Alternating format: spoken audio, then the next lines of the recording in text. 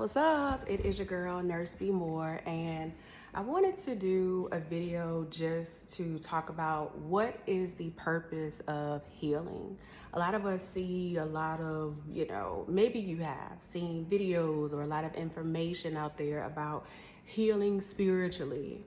And I think a lot of us can have the wrong idea of exactly what it means, but I would love to talk about this because after being a nurse of over a decade now, I think almost 14 years, I have seen the power in healing physically, as far as doing all the physical things, eating correctly, taking your medications, and, changing your diet and things like that. And working out, stuff like that. But I've also seen the power in healing spiritually through changing the way that we see things, the way that we feel about things that have happened today, yesterday, or from the past, and also changing the way that we see things in our future. So the problem is that there are a lot of very sick people in the world, right? We live in a world full of sick people. There are also people that don't even realize that they are sick in whatever type of way, right?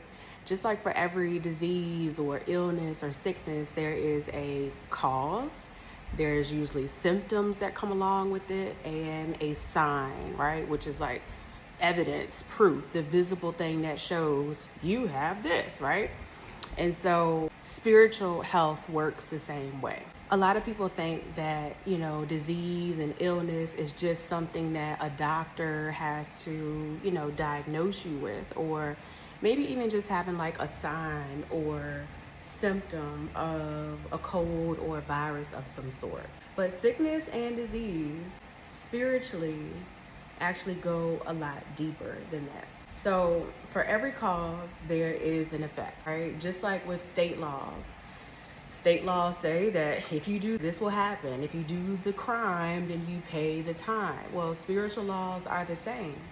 So spiritual laws, specifically I want to talk about the law of attraction.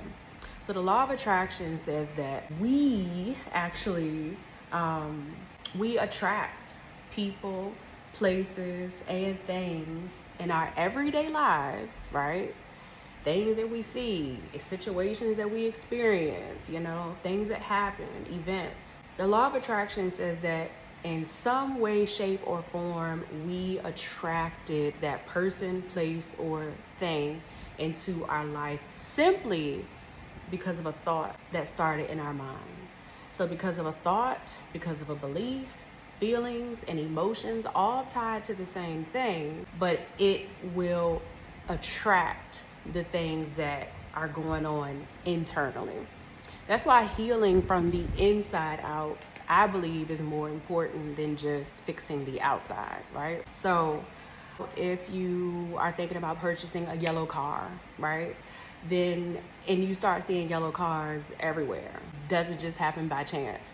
You just thought of purchasing a new home or looking for a new place to live, and now you see ads everywhere. Well, we know how that works with the algorithm and all that stuff, but then you run into a person or you meet someone at the gas station that is a realtor and is looking for a first-time home buyer. Like these little synchronicities and things that happen, I do not believe that they happen by chance. I think that a lot of things we attract to us, just like I'm talking about with the law of attraction, right? And so that means that even sickness and disease is no different. So even disease can be manifested into our life, into our health, all because of the way that we are thinking, feeling, and believing, right?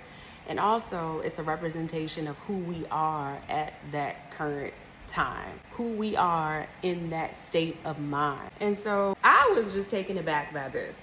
A simple Google search showed me that between 70 and 90% of disease in America or in this world, but 70 to 90% of disease, it says, is caused or is linked. I'll say it's linked or has a strong connection to chronic negative emotions. And so when I seen that, I was just like, bro, flabbergasted. Like, we need to have, as a collective, right? As a people, when it comes to healing our lives and healing disease and ailments and pains and aches and all of these things, it's like, man, if 70 to 90% of these issues are linked to emotions, then that says a lot that we need to have more self-control, right? So self-control is one umbrella, but the type of self-control that I'm referring to is emotional control. So then I was reading in Louise Hay's book, which I love Mama Louise. I just love all of her teachings and, you know, what she really stood for and believed is a part of my mission as well. And so in her book, You Can Heal Your Life, beautiful book, by the way, by Louise Hay. Well, Louise Hay talks a lot about how a lot of our pains and disease and ailments and things that we experience in life are symbolic to our belief. It's a symbol of something that we emotionally are connected to, mentally connected to, and also spiritually connected to. So, for instance, breast cancer. She says that breast cancer is symbolic of, it's a symbol of nurture, right?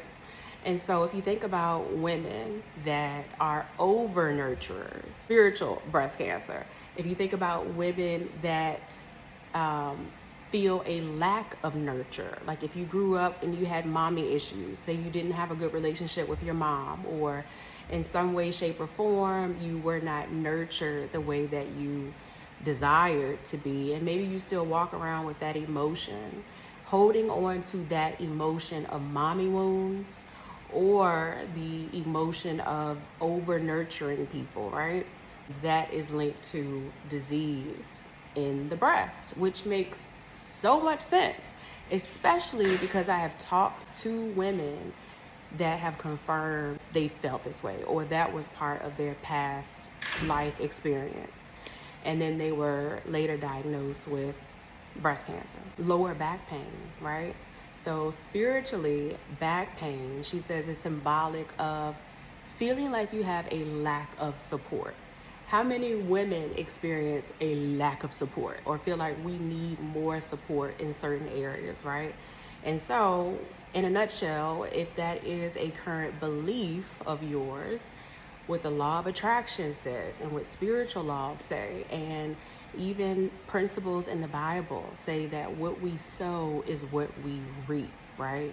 Our words are that powerful that just believing that you have a lack of support can contribute to having lower back pain. And I have a story, a personal story of that as a testimony in my life.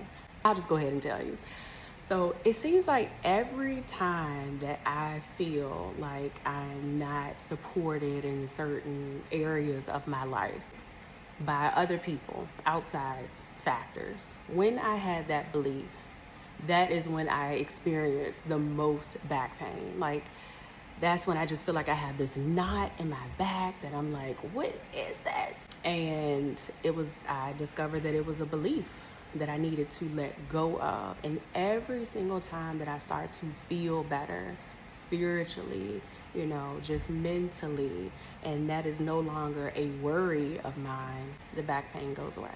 And so the purpose of healing, I believe, right, is to cut the pain, cut the disease, cut the thing that you are trying to heal from at the root. Spiritual roots that are linked to the cause of, or can exacerbate certain things that we feel or experience in life. And so if one way to heal is to have more self-control as far as emotional control, then the purpose of healing would be spiritually. Healing would allow you to heal full circle, right? By cutting off the thing that is linked to what you are experiencing.